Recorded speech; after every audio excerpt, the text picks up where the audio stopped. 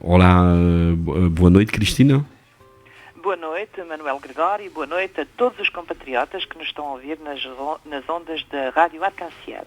Hoje, sexta-feira, 28 de outubro de 2011, pois é um tempo de antena da tua crónica, da crónica da Cristina Samblon aqui no programa Pluriel e no 96.2, na Rádio Arc-en-Ciel.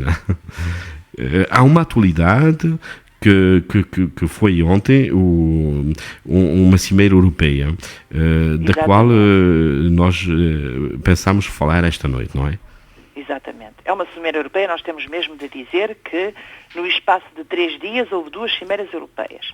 Porque a cimeira de domingo passado era a cimeira decisiva, que devia anunciar finalmente a solução definitiva, ou em todo caso uma solução durável para resolver o problema da crise europeia, mas finalmente a cimeira de domingo serviu para marcar a cimeira de quarta-feira que iria anunciar a solução. Portanto, houve uma cimeira que anunciou a cimeira que deveria anunciar a solução. E essa última cimeira, portanto, realizou-se na noite de quarta para quinta-feira. E eu lembro, a propósito de cimeiras, que nós andamos de cimeira em cimeira, a Europa anda de cimeira em cimeira, que no dia 21 de julho, antes do verão, se tinha falado também, que a cimeira desse dia 21, era a cimeira decisiva que iria resolver uma vez por todas os problemas da Europa. E, portanto, andamos, efetivamente, de cimeira em cimeira, verificou-se que tal não foi o caso, e temos uma nova cimeira, portanto, esta nova cimeira, que acabou, como todas as outras, com grandes discursos de congratulação, com conferências de imprensa, e onde se diz também que é uma cimeira que trouxe uma solução durável. E então achas que houve alguma solução que trouxeram os responsáveis europeus nesta última cimeira? Eu acho que não houve uma solução, não se trata absolutamente nada de uma solução durável e de uma solução definitiva. Eu diria, como um jornalista de Libération de ontem, que a Europa está a comprar tempo. A Europa faz uma cimeira porque é preciso salvar o euro. Mas é preciso salvar o euro para quê? Para que o euro seja salvo. Porque é preciso salvar a Europa. Mas salvar a Europa para quê? Para que a Europa não exploda. Trata-se disso, mas não há qualquer tipo de estratégia, qualquer tipo de plano a 10 anos, a 20 anos, a 30 anos, a 50 anos, que diga, mas qual é o lugar da Europa no mundo, o que é que nós pretendemos, para onde é que vamos? Não. Portanto, esta cimeira foi uma cimeira que anunciou aquilo que já estava previsto e que ninguém queria admitir, quer dizer, uma reestruturação de uma parte da dívida grega. Mas isto depois de 2 anos de calvário do povo grego. Toda a gente sabia que era necessário chegar aí, mas foi preciso 2 anos de calvário desse povo para que se chegasse a isso. E eu chamo a atenção, mas é para o vocabulário um tanto fundamentalista que é utilizado. O empréstimo, depois da intervenção da Troika à Grécia, à Irlanda, a Portugal, não se chama empréstimo, chamam-lhe ajuda. Disse que esses países, porque se endividaram demasiado, devem ser punidos. E uma parte das medidas de austeridade é como se elas representassem o castigo desses países.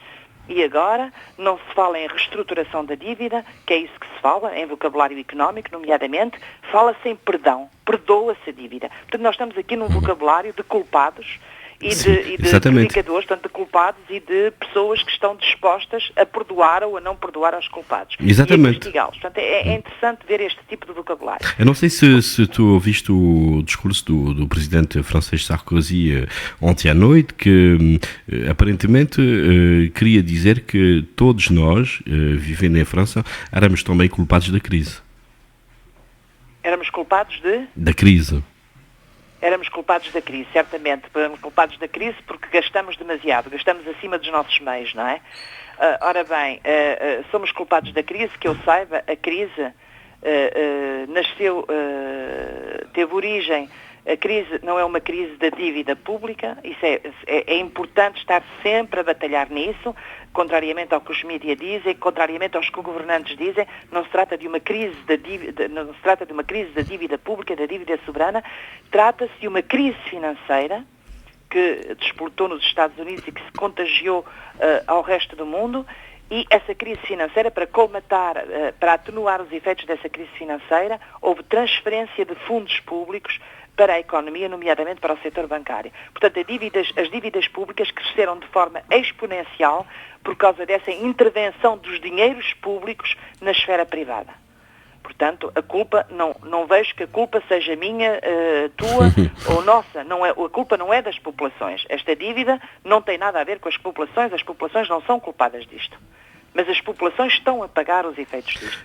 Aliás, as decisões da cimeira de quarta-feira, da noite de quarta para quinta, reestruturam uma parte da dívida grega. Eu digo uma parte porque não se trata de metade da dívida grega.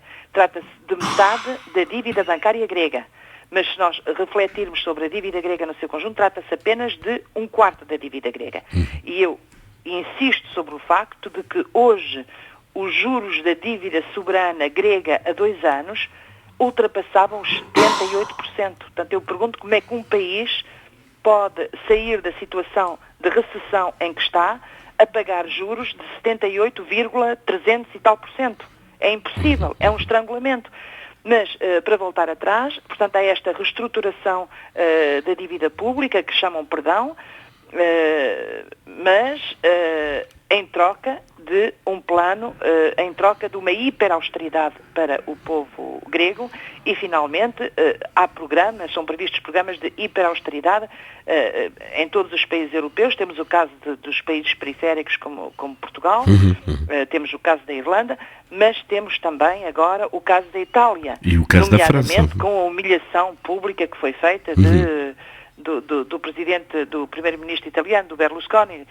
Como deves imaginar, não é alguém porque eu tenha especialmente apreço, mas a maneira arrogante como o Sarkozy e Merkel, nomeadamente naquele silêncio, naquele sorriso que trocaram, se recusaram a falar, ou portanto falaram silenciosamente da Itália, é algo de perfeitamente humilhante. E este tipo de atitudes de humilhação dos povos, de os apontar como culpados, isso pode criar um clima altamente propenso ao populismo. Exatamente, e há certos movimentos que falam de ditadura da Alemanha e ditadura europeia atualmente, em que, por exemplo, a Alemanha sobretudo, mas também a França, tentam de impor à Europa, enquanto não tiveram não há votos para, por exemplo, sério, não sei, a Alemanha ou a França para irem à frente de uma Europa, do euro, da zona euro.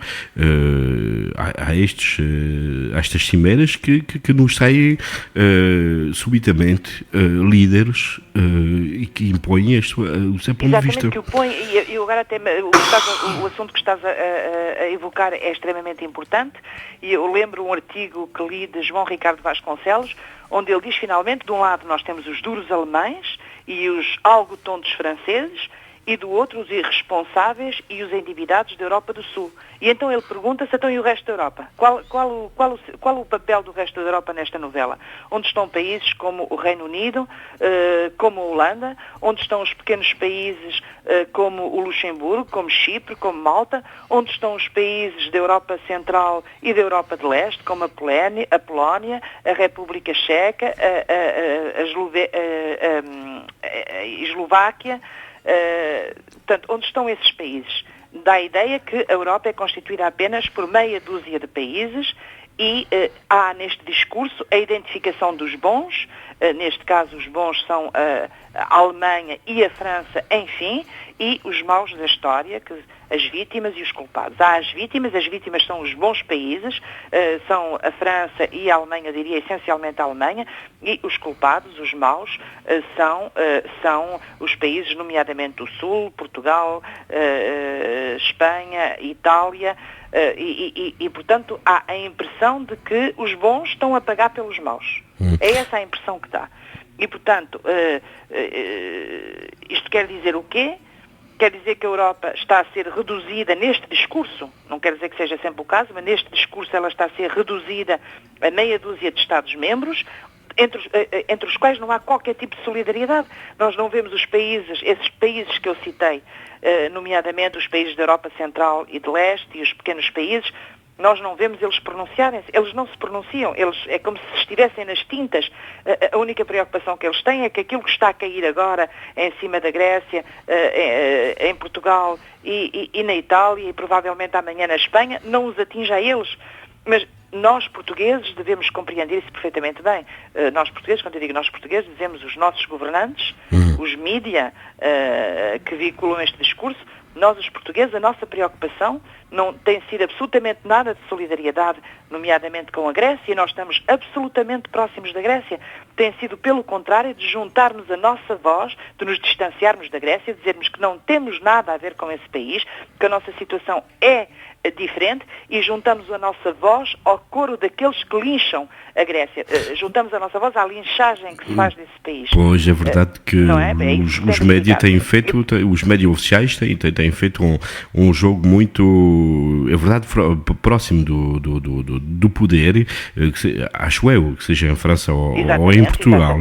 Mas, por exemplo, nos médias sociais, como, por exemplo, o Facebook, há bastantes movimentos.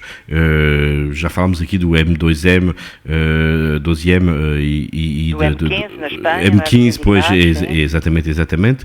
E pessoas individuais também, e atualmente, mesmo neste segundo no Facebook, vejo alguém que se chama Fátima Leitão, que acho que é uma mensagem para ti, Cristina, e que diz bravo, madame. Sim, pois. Eu não vi. Pois é, não, mas tu é ver no Facebook, no meu Facebook, no Facebook do programa.